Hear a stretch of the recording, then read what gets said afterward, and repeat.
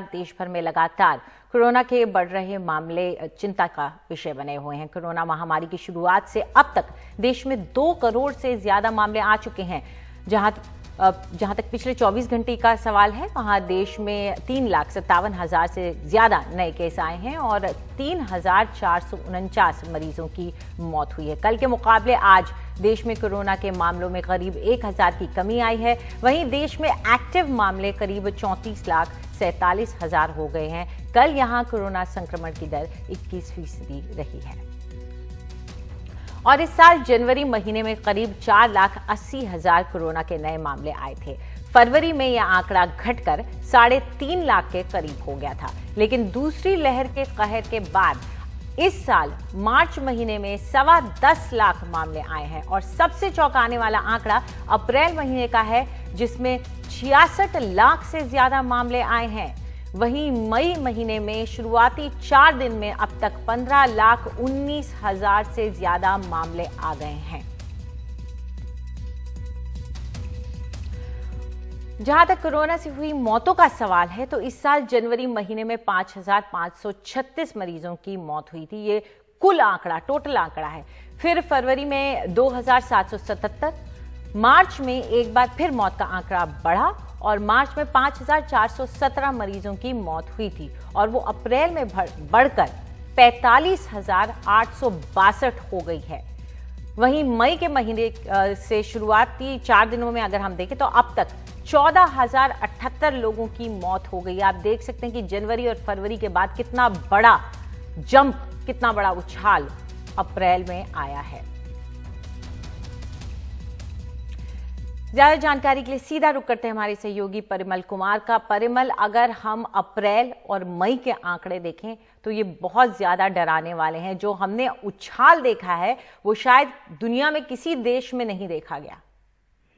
निश्चित तौर पर अंजलि, और अगर बात करें कि जो मामले 2 करोड़ अभी पहुंचे हैं भारत के, 1 करोड़ से 2 करोड़ पहुंचने में 4 महीने का वक्त लगा है। दिसंबर का वक्त था जब 1 करोड़ कुल मामले थे भारत में कोरोना के, और 4 महीने में ऐसा क्या हो गया कि ये मामले डबल हो गए, 2 करोड़ पहुंच गए। पहली चीज ये। दूसरी नंबर चीज ये कि अब डेटा को एनालाइज करने की जरूरत है। स्वास्थ्य मंत्रालय को ये समझने की जरूरत है कि एनर्जी अपने कंटेनमेंट जोन में ना लगाएं, क्योंकि अभी भी ये अलग अलग फोरम से ये चर्चा हो रही है कि अब कम्युनिटी ट्रांसमिशन है, तो क्लिनिकल जो प्रोटोकॉल है उस पर ध्यान देने की जरूरत है, ट्रीटमेंट पे ध्यान देने की जरूरत है। और एक बात और गौर करने वाली बात है यहाँ पर कि अब ये औपचारिक तौर पे, आधिकारिक तौर पे स्वास्थ्य मंत्रालय ने माना है कि टायर 2, टायर 3 सिटी ज्यादा गिरफ्त में है। यानी जो मौत के मामले बढ़ रहे हैं, हालांकि हमारे पास वो आंकड़े नहीं है, लेकिन क्योंकि ये बात कही गई कि टायर 2, टायर 3 सिटी में इन्फेक्शन ज्यादा है, तो अब सोचिए कि जो बड़े बड़े शहर हैं वहां पे तमाम दिक्कतें आ रही हैं लोगों को, बेड्स, ऑक्सीजन और दवाइयों को लेकर। जो छोटे शहर हैं वहां पर किस तरीके से ये चीजें हो रही होंगी, जहां पे मौत के आंकड़े लगातार बढ़ रहे हैं। तो इसमें कोई दो राय नहीं कि टायर 2, टायर 3 सिटी से ज्यादा जो है वो मौत के मामले इस बीच में रिपोर्ट होने शुरू हुए हैं, जिसके बाद ये आंकड़ा इतना बढ़ा है। दूसरी नंबर चीज ये कि कभी कैबिनेट सेक्रेटरी ने यह कहा था कि एम्स 7 दिन उन जिलों से बात करेगा जहां पे ट्रीटिंग डॉक्टर हो हॉस्पिटल में और ट्रीटमेंट कर रहे हो, ताकि मोर्टेलिटी को घटाया जा सके।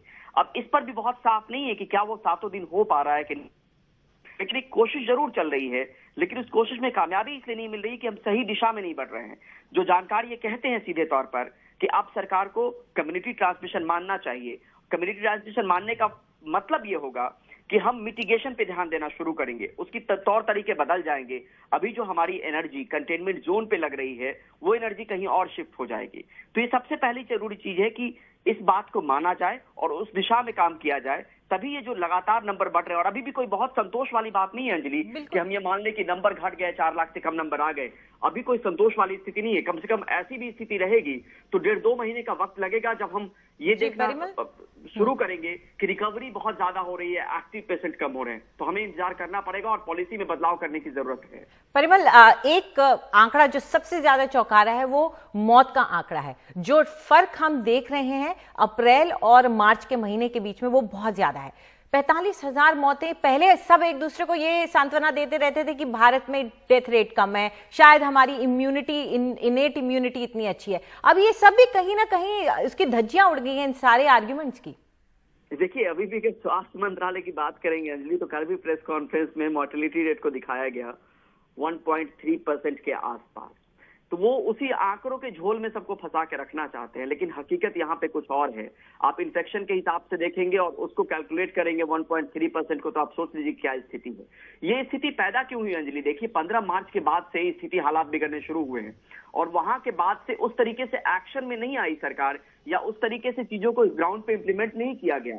यहाँ पे लगातार जो है वो आंकड़े नंबर्स बढ़े हैं तब जब ऑक्सीजन की अचानक ज्यादा जरूरत पड़ी है, तब जब बेड की अचानक ज्यादा जरूरत पड़ी है, तब जब दवाइयों की अचानक ज्यादा जरूरत पड़ी है। और यहाँ पर अब ये समझना पड़ेगा कि उस बात को लेकर तैयारी हमारी नहीं थी, हमारी तैयारी शून्य थी। जी बिल्कुल, शुरुआत की थी, हम आज भी वहीं पे हैं। बिल्कुल। परिमल, इस सारी जानकारी, इस एनालिसिस के लिए शुक्रिया आपका। तो इसका एक ही मैसेज है कि कहीं ना कहीं सरकार को मानना होगा अब इस बात को कि उसको अब जो अपने कदम उठाने उसमें भारी बदलाव करना होगा, क्योंकि मौत का आंकड़ा चौंकाने वाला है।